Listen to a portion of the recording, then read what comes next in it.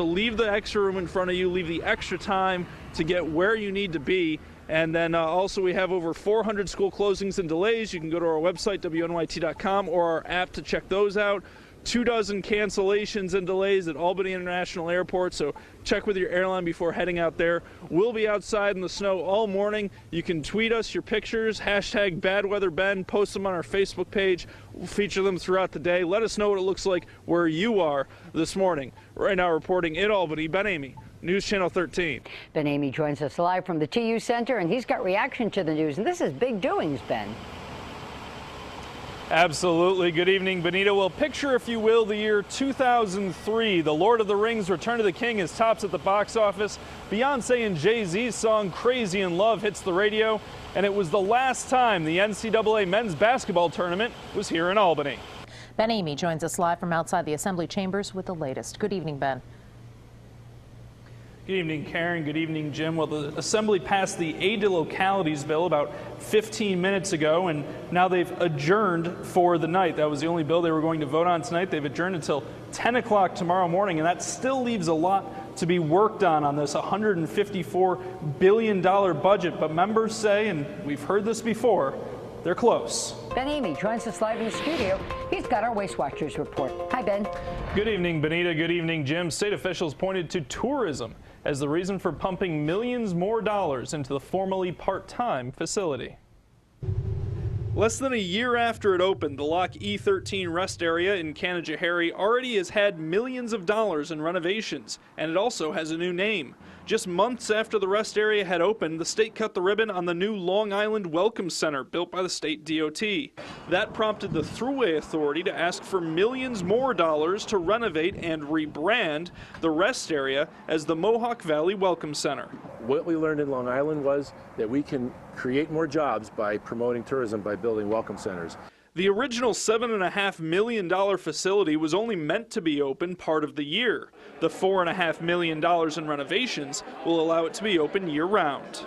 Was there anything about the original design that didn't, lend itself to a year-round facility, which led to the renovation? Well, as you go inside, you'll see there's a lot of audio-visual. There's a large selfie wall. In addition to that selfie wall, the Thruway Authority also added charging stations for electric vehicles, a walkway through history, and a playground for kids. The Welcome Center maintains the rest area's Taste NY selection of local foods and beverages. One person happy about all the money being spent here along the Mohawk River is Montgomery County Executive Matt Ossenfort, who says the facility will help bring more tourism dollars into the area. One of the things we need to do a better job of in this county is people that are coming through, getting them to stop and take in what we have to offer. So this is a great thing that can help us achieve that goal.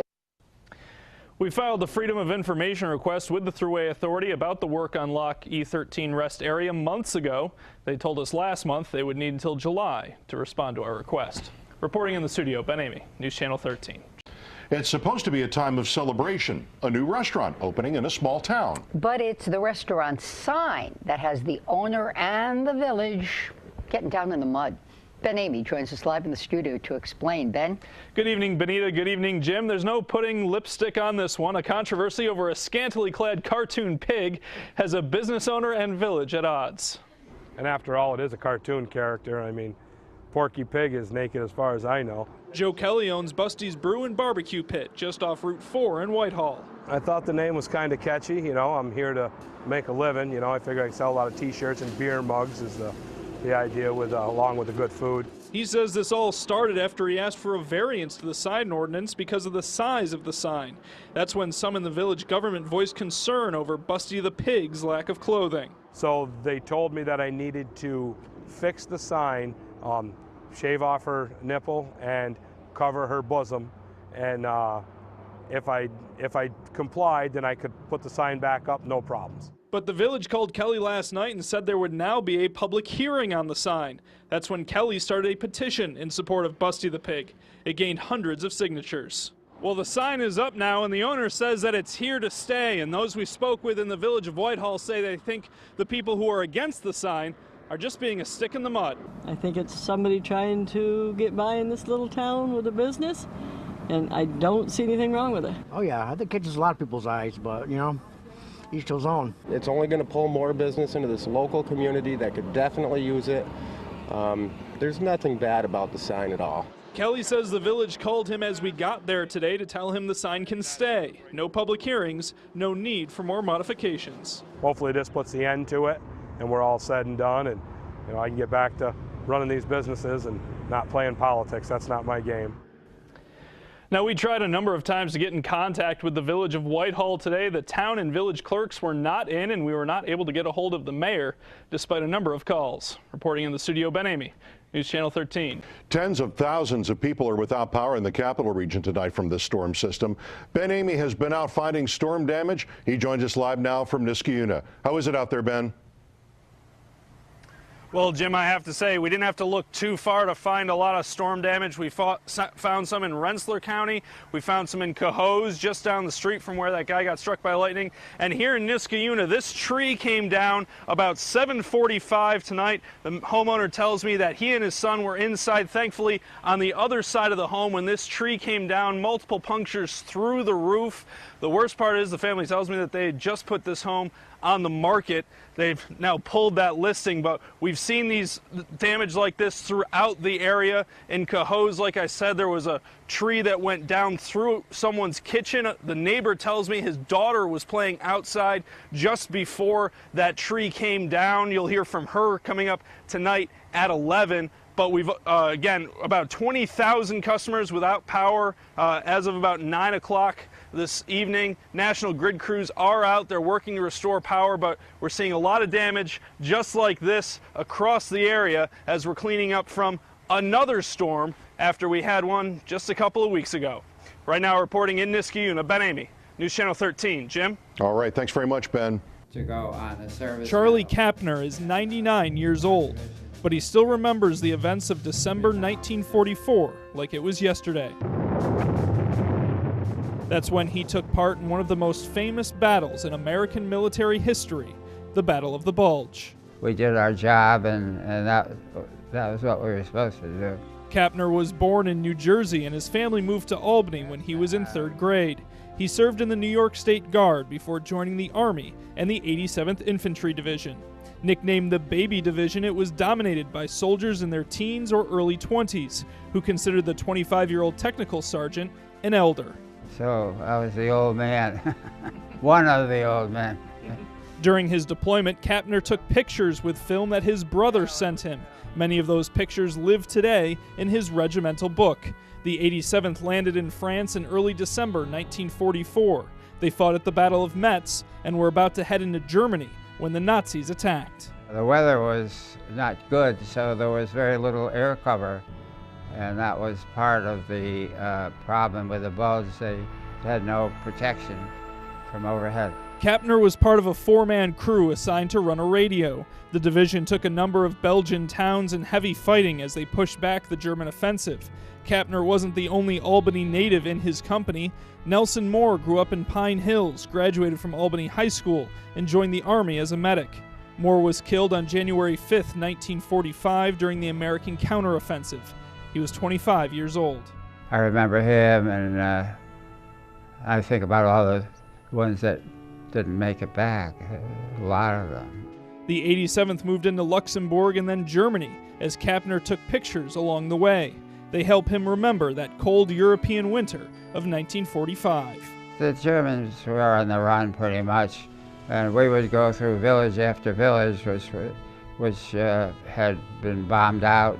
One of the memories Kapner can't forget is the horrors of the concentration camps. Buchenwald was the one that we visited, which is a fairly large prison camp.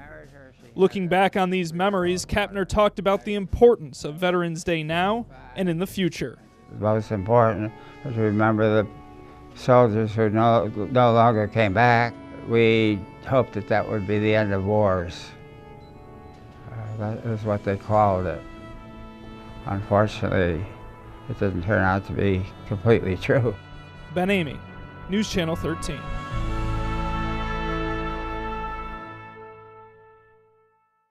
It was a long fight to get Johnson any sort of recognition. It wasn't until 1996 that his wounds in battle were acknowledged, and wasn't until 19 years later that he received the Medal of Honor. In the almost 2 weeks since Princess was found by Amsterdam police, she's already started moving around better and sitting up on her back legs. Thousands in our area are still without power tonight after a rainy and windy day knocked down trees and power lines. Ben Amey is live in East Greenbush with our top story tonight. Good evening, Ben. Good evening, Jim. Well, I'm here on West Sand Lake where utility crews are working to restore power right now. A tree fell on the power lines behind me. It's just one of dozens of places in the area where that happened today, leaving thousands of people in the dark. Local school districts are losing millions of dollars every year because of charter school students who don't live where they claim they live. It's your money, but the state's not helping the schools to solve this problem. Our Waste Watchers team wanted to know why. Here's Ben Amey. Since charter schools started in the Capital District in 1999, local school districts have paid hundreds of millions of dollars for their students to attend. A majority of that money is paid for students who live in the district. But since 2011, 3 local school districts, Albany, Lansingburg, and Troy, say they have lost millions of dollars paying for children they shouldn't have. When there is a dispute between a public school and a charter school over how much money is owed, that's when the state education department steps in. The charter schools then, whatever difference there was, goes to SED and asks for the money. That's called an intercept, and SED takes our money and gives the charter school without any further proof. We're not even told who these kids are or what the addresses are or which kids are even being disputed. We're just giving a piece of paper with a deduct. It can be tens of thousands or hundreds of thousands of dollars. The Albany City School District has seen the state take over $5 million since the intercept started in 2011.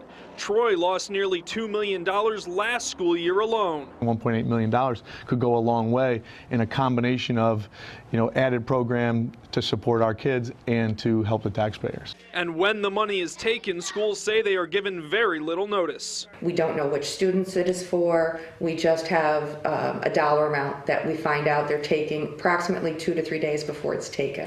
Public schools say they can't knowingly pay charter schools for kids who are not living in their district. We can't legitimately process those payments if we don't have proof of residency. This is taxpayers' money, and we are not allowed by law to pay for out-of-resident kids.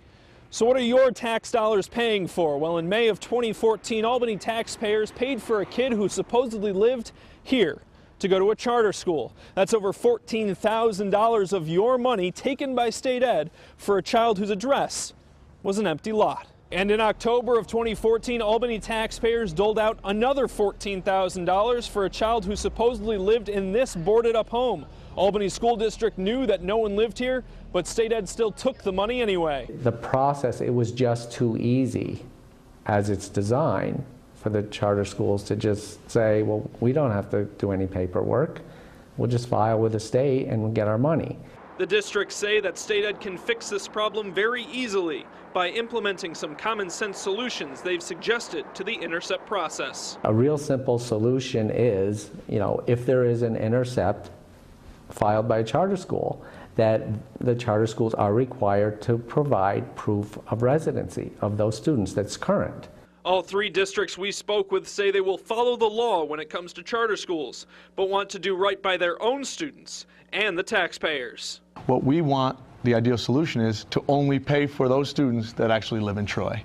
And that should be what everybody wants. It's what's fair to the taxpayers, it's what's fair to the school districts, it's what's fair to the charter schools. Reporting in Albany, Ben Amey, News Channel 13. News Channel 13 has been in touch with state ed for about a month on this story. We emailed questions 2 weeks ago, and they promised a response by or before yesterday. Well, they missed that deadline, but they did respond this morning after the story first aired. They said residency needs to be determined locally because the state does not have access to the records needed to determine residency. According to state ed, the intercept process is an expedited process intended to ensure that monies flow to charter schools. And if it's not a dispute resolution process intended to resolve residency issues. According to state ed's own numbers, intercepts took more than $2 million from Capital Region schools last year alone and more than $3 million statewide. You can find our questions and their answers at WNYT.com.